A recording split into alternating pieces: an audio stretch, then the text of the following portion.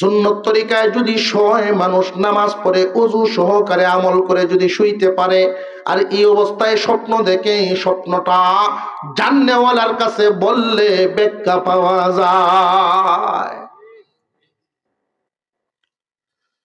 স্বপ্ন দেখবে একরকম, ব্যাখ্যা হয় আরেক রকম।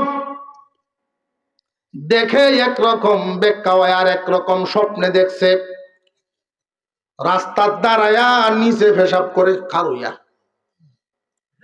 এমন আছে না? ইবলিশের সাহায্য হয় লাগে, দাঁড়ায়া পেশাব করতেছে।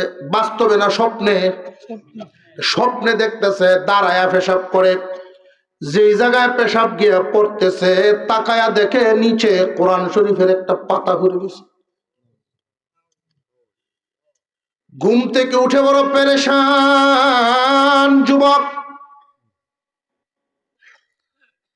মুহাম্মদ ইবনে সিরিনের দরবারে চলে গেছে। ঘটনাটা কি এখনকার না বহু আগে?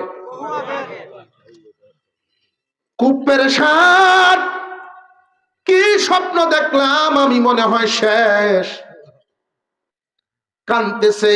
মুহাম্মদ ইবনে সিরিন বলেন, যুবক রে, তোমার আব্বা সুন্নি? জি আছেন। তুমি কি করো? যে আমি পড়াশোনা করি, আব্বার সাথে ব্যবসার কাজে শামিল হই, পড়াশোনায় কোনো শেষ হয় নাই, যে তোমার আব্বারে নিয়ে আইসো। স্বপ্ন প্রত্যেকেই দেখে, আমরাও দেখিনি না? দেখি না? মুমিনের স্বপ্ন ওহির 40 ভাগের 1 ভাগ। মুমিনের স্বপ্ন ওহির 40 ভাগের 1 ভাগ। এই জন্য স্বপ্ন সবার কাছে বলতে নেই। যার তার কাছে স্বপ্ন বললে উল্টা পাল্টা ব্যাখ্যা দিয়া বিপদে ফেলাইব, ক্ষতিগ্রস্ত করব, চিন্তার মধ্যে ফেলাইব। যার তার কাছে বলতে নাই। যে তাহলে ইউসুফ যে তার আব্বার কাছে বলছে, আমরাও কি আব্বার কাছে কইতাম নি? যে সবার আব্বা কি ইউসুফের আব্বার মতো নি? ইউসুফ আলাইহিস সালামের আব্বা তো শুধু আব্বা নন, তিনি তো পয়গম্বর। স্বপ্ন আলেম উলামা জান্নাওয়ালা ব্যক্তিদের কাছে বলা, স্বপ্ন বর্ণনা করা হক্কানি উলামায়ে কেরামের কাছে। যদি মনে করেন যে ইউসুফ যেহেতু আব্বার কাছে কইছে, আমরাও আব্বার টেন কইয়াম, আমরার আব্বা আর ইউসুফের আব্বা তো সমান না। আমরার আব্বা সারা রাইতে 1 প্যাকেট বিড়ি শেষ করে খায়া, আছে না নাই? এখানে কি রহমত থাকবো, ফেরেশতা থাকবো, না বাগবো?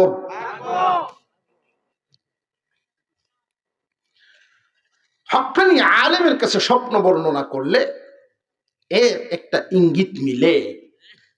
বহু ইতিহাস এমন আছে।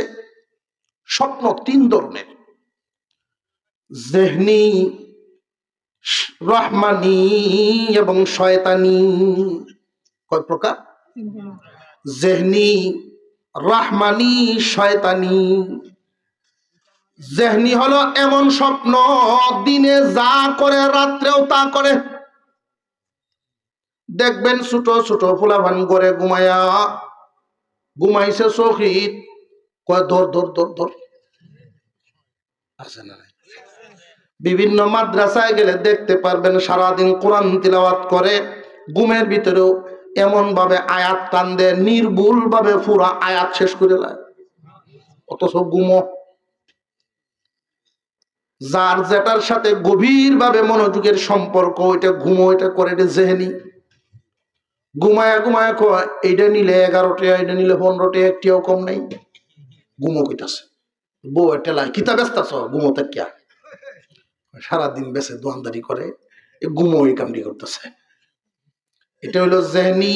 দিনে যা করে রাত্রে তা করে, জেহেনে যা আছে।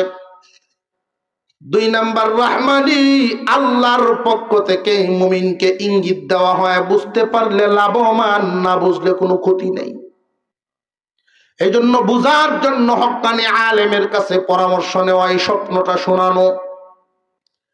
সুন্নত তরিকায় যদি শোয় মানুষ নামাজ পড়ে ওযু সহকারে আমল করে যদি শুইতে পারে, আর এই অবস্থায় স্বপ্ন দেখে, স্বপ্নটা জান্নেওয়ালার কাছে বললে ব্যাখ্যা পাওয়া যায়। স্বপ্ন দেখবে একরকম, ব্যাখ্যা হয় আরেক রকম। দেখে একরকম, ব্যাখ্যা হয় আর একরকম। স্বপ্নে দেখছে রাস্তার দাঁড়ায়া নিচে পেশাব করে খারুইয়া,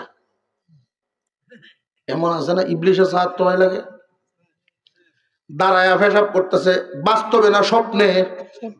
স্বপ্নে দেখতেছে দাঁড়ায়া পেশাব করে, যেই জায়গায় পেশাব গিয়া পড়তেছে তাকায়া দেখে নিচে কোরআন শরীফের একটা পাতা ঘুরে গেছে।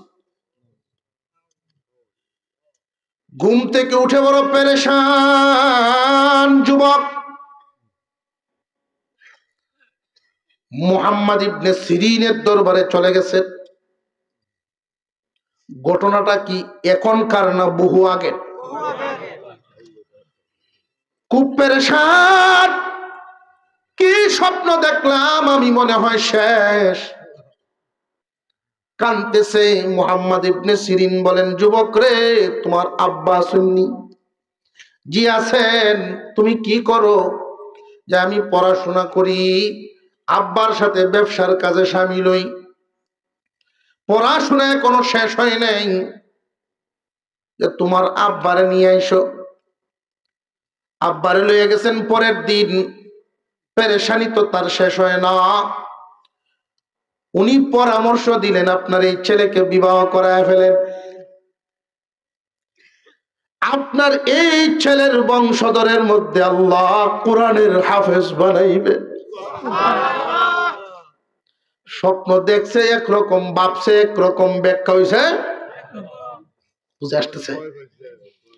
এজন্য যার তার সাথে বর্ণনা করা যাবে না।